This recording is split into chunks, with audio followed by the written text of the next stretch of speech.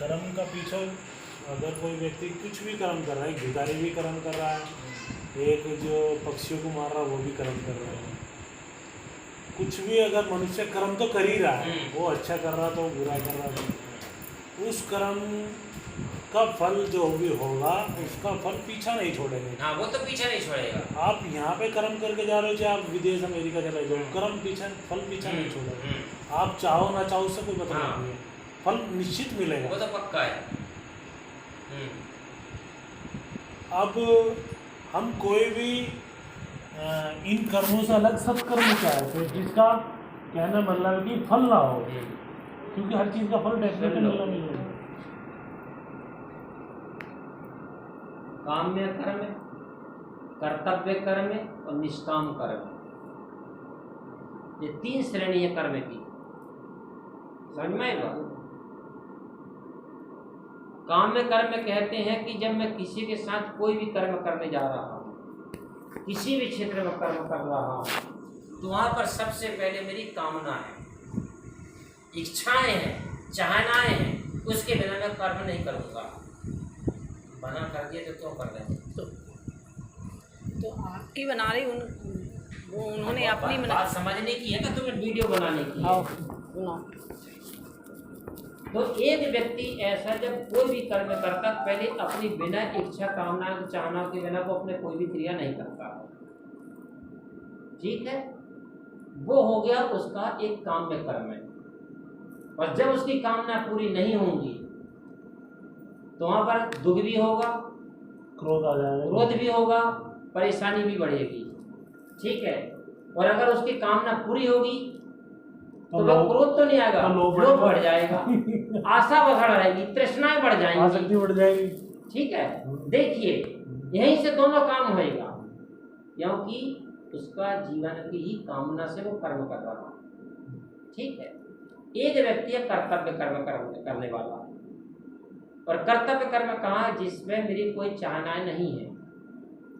मेरे माता पिता ने मुझे जन्म दिया, मुझे पढ़ाया लिखाया, मुझे अपने पैर में खड़ा किया, उनके प्रति मेरा धर्म और मेरा कर्तव्य क्या कहता है।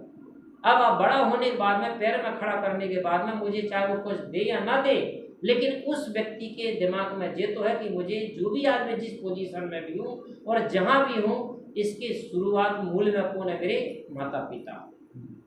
तो उसके प्रति वो पुत्र का अपने आप भीतर से जीत होती है कि अब मुझे उनसे कुछ भी नहीं चाहिए, लेकिन मेरा कर्तव्य है कि उनकी सेवा करना, उनकी दवा दारू करवाना, उनके पैर हाथ दबाना या उनकी आज्ञा का पालन करना, ये मेरा कर्तव्य है।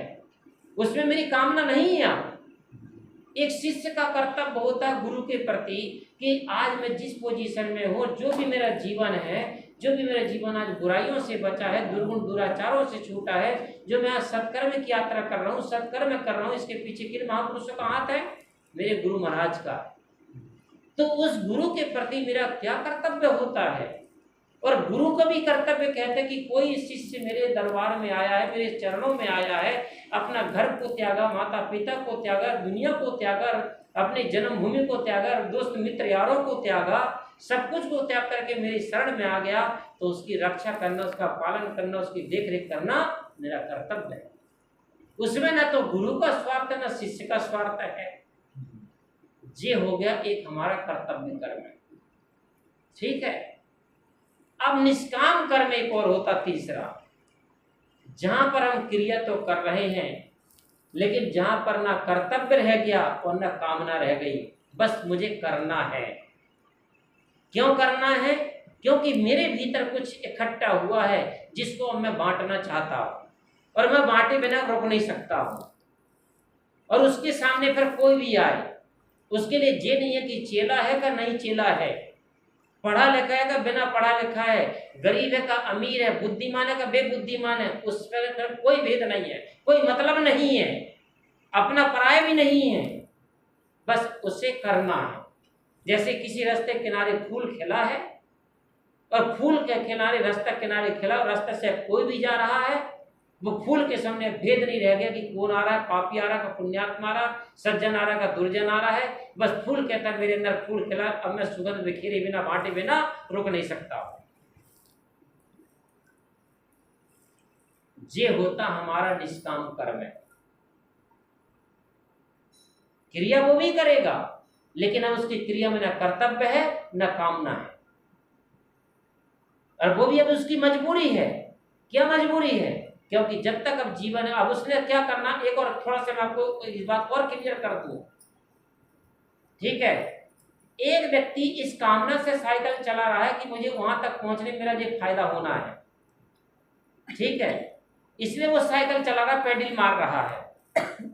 और एक व्यक्ति किसी से मिलने हैं, बहुत दिन के बाद मित्र आया है, कोई बहुत दिन से उससे बिछड़ा हुआ है, तो उसके साथ जाना, उससे मिलना मेरा कर्तव्य है, इसलिए वो पेडल मार के भी साइकिल लेके जा रहा है, ठीक है। और एक व्यक्ति ने पेडल मारते मारते मारते मारते एक स्थिति जी आ गई कि उसने पेडल मारना बंद कर दिया, लेकिन फिर भी साइकिल लुढ़क रही है। अब क्यों लुढ़क रही है? क्योंकि अभी तक साइकिल का पेडल मारते मारते जो वेग भरा था, वो वेग जब तक भरा तब तक साइकिल लुढ़केगी। और साइकिल में ड्राइवर भी है, पेडल मारने वाला बैठा, लेकिन उसने अब तीसरी पोजीशन में क्या कर दिया है, पेडल मारना उसने बंद कर दिया है। लेकिन फिर भी साइकिल में बैठा, फिर भी साइकिल लुढ़क रही है, लेकिन अब उसने पेडल मारना बंद कर दिया। तो कब तक उसकी साइकिल चलेगी, कब तक साइकिल लुढ़केगी? जब तक उसकी साइकिल में वेग भरा तब तक। एक पोजीशन ऐसी आएगी कि जिस समय उसकी साइकिल का वेग खत्म होगा, साइकिल अलग और साइकिल का ड्राइवर अलग।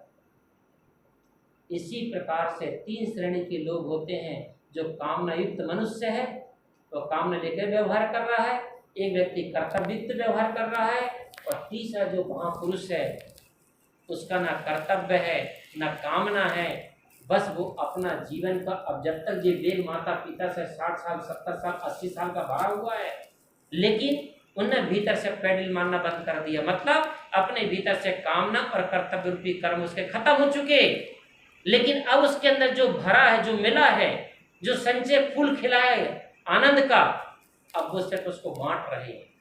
खा वो भी रहे हैं, पी वो भी रहे, सो रहे जाग रहे वो भी, नहा रहे धो रहे वो भी, लेकिन अब भीतर से कामना का पेडल मारना उनका बंद हो चुका है।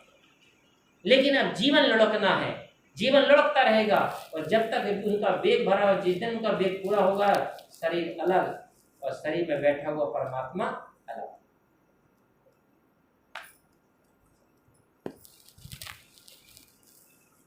भगवान बुद्ध को 40 साल के बाद बोध हो गया था, बुद्धत्व प्राप्त हो गया था, लेकिन भगवान बुद्ध कितने साल जिए? 80 साल जिए भगवान बुद्ध। फिर 40 साल क्या करते रहे भगवान बुद्ध? क्या करते रहे? बुद्धत्व तो उनको 40 साल में हो गया था, लेकिन फिर 40 साल तो और उन्हें जिंदा जिए, फिर वो क्या करते रहे?